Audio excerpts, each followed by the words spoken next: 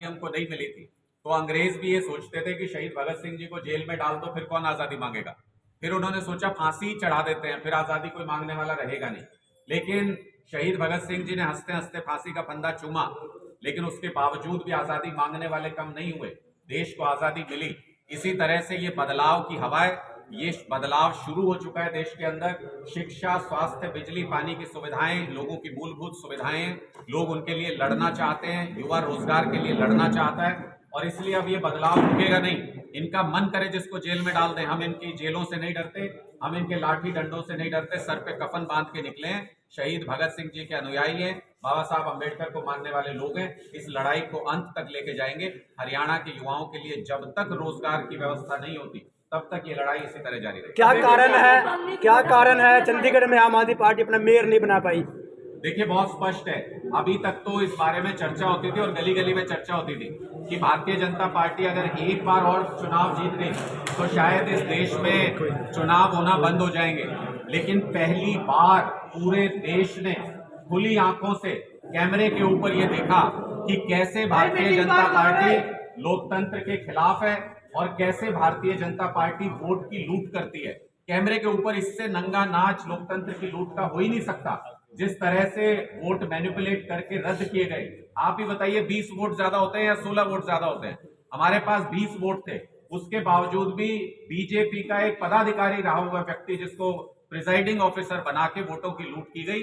पूरे देश के अंदर आज के दिन में ये चर्चा है कि जब मेयर के छोटे से चुनाव के लिए ये लोग इतना नीचे गिर सकते हैं, तो फिर सीएम और पीएम का जब चुनाव होगा तो क्या कुछ नहीं कर सकते? क्या देश के लोकतंत्र के साथ खिलवाड़ तो नहीं करेगी भाजपा?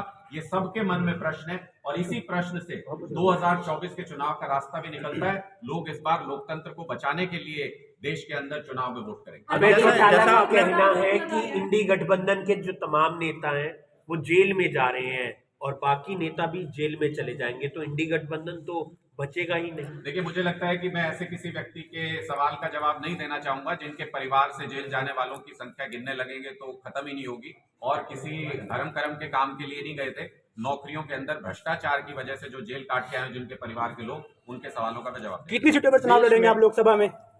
लोकसभा में 10 की 10 लोकसभा सीटों पर आम आदमी पार्टी की मजबूत तैयारी है। 90 की 90 विधानसभा सीटों पर हमारा संगठन तैयार है लड़ाई लड़ने के लिए। इंडिया गठबंधन को लेके बातचीत चल रही है, आम आदमी पार्टी उसको लेके बहुत पॉजिटिव है। जब भी जैसा भी हमें कोऑर्डिनेशन कमेटी से रिस्पांस आएगा, पार्टी हाईकमान जो तय करेगा उसके अनुसार। आम आदमी पार्टी के कई बड़े चेहरे जो आप पार्टी छोड़ चुके हैं, करोड़ में नेताओं को खरीदने का, तो क्या आप सबूत दिखाएंगे वो जिस तरीके से सीबीआई के नोटिस जा रहे हैं? देखिए, हमने तो स्पष्ट तौर पे बता दिया। हमसे भारतीय जनता पार्टी ये भेजती है, पुलिस वालों को भेजा था कोई धमकी देने के लिए, फिर कहते हैं जांच करेंगे इसकी। कह रहे किसने आपको ऑफर दिया? तो हमने तो स्पष्ट तौर पे बता दिया, हमको तो उन्हीं लोगों ने ऑफर दिया था जिन्होंने गोवा में कांग्रेस के विधायक तोड़े थे। हमको उन्हीं लोगों ने ऑफर दिया था जिन्होंने मध्य प्रदेश के अंदर कांग्रेस की सरकार तोड़ी थी। उन्हीं लोगों ने हमको ऑफर दिया जिन्होंने कर्नाटक के अंदर 17 विधायक खरीदे थे या धमकाया था उनको।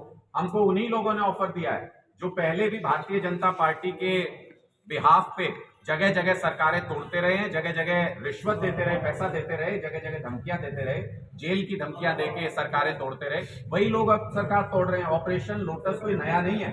ऑपरेशन लोटस हर बार वही लोग चलाते हैं, और भारतीय जनता पार्टी से अच्छा कौन जान सकता है कि वो कौन लोग हैं? हरियाणा के लोगों से पूछ लें। हरियाणा की लोकसभा चुनाव कैसे लड़ेंगे, क्योंकि 10 सीटें हैं और अभी तक कोई सहमति नहीं बनी है कांग्रेस और आपके बीच, और मुख्य दो पार्टियां यही हैं। देखिए, मुझे नहीं लगता है कि अभी कोई चुनाव का अनाउंसमेंट हो गया लोकसभा चुनाव का। अभी चुनाव की तैयारियों में समय है। चुनाव आयोग जैसे ही लोकसभा चुनाव अनाउंस करता है, हम सब चीजों के साथ सभी परिस्थितियों से निपटने के लिए पूरी तरह से तैयार हैं। एक एक करके सब पार्टी छोड़ रहे हैं, चाहे वो चित्रा हो, अशोक तंवर हो, बंताराम वाल्मीकि हो, और करनाल से भी।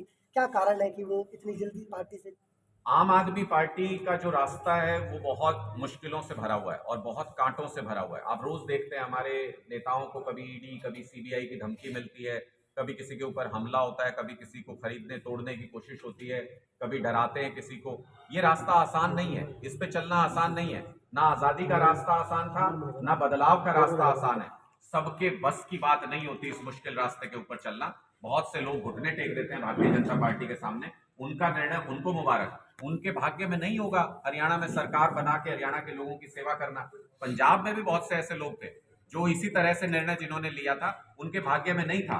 सरकार तो हमारी फिर भी बनी, हम सेवा कर रहे हैं पंजाब में, हरियाणा में भी 2024 में आम आदमी पार्टी की पूरे बहुमत की सरकार बनने जा रही है। जिनके नसीब में नहीं था उस सरकार का हिस्सा बन के हरियाणा के लोगों की सेवा करना, उनको उनका निर्णय मुबारक। टाटा साहब मेरा एक सवाल है, सुप्रीम कोर्ट के जितने भी जस्टिस हैं, जो बड़े जस्टिस हैं, वो दिल्ली के अंदर जंतर मंतर पे जो है ईवीएम को मशीन को बंद करने की वो कर रहे हैं। क्या आम आदमी पार्टी भी उस आवाज को पूरी तरीके से उठाने का प्रयास करेगी या नहीं? हम स्पष्ट तौर पे ये कह रहे हैं कि ये संदेह लोगों के मन में लगातार बढ़ता जा रहा है। पहले शायद मशीन को लेके अगर कोई चैलेंज करता तो शायद हम उस तरीके से उस बात को नहीं जवाब देते, लेकिन जब आप चंडीगढ़ में खुले कैमरे पे बैलेट के ऊपर होते हुए देख रहे हैं कि अगर 36 वोट के चुनाव में अगर भारतीय जनता पार्टी खुलेआम लूट कर सकती है तो ईवीएम, और वो दिख रहा है, ईवीएम में तो दिखता भी नहीं है कि वोट कहां जाता है, तो वहां क्या कुछ नहीं कर सकते। ये संदेह अब देश के लोगों के दिमाग में बैठने लग गया है, और जब संदेह पैदा हो जाए किसी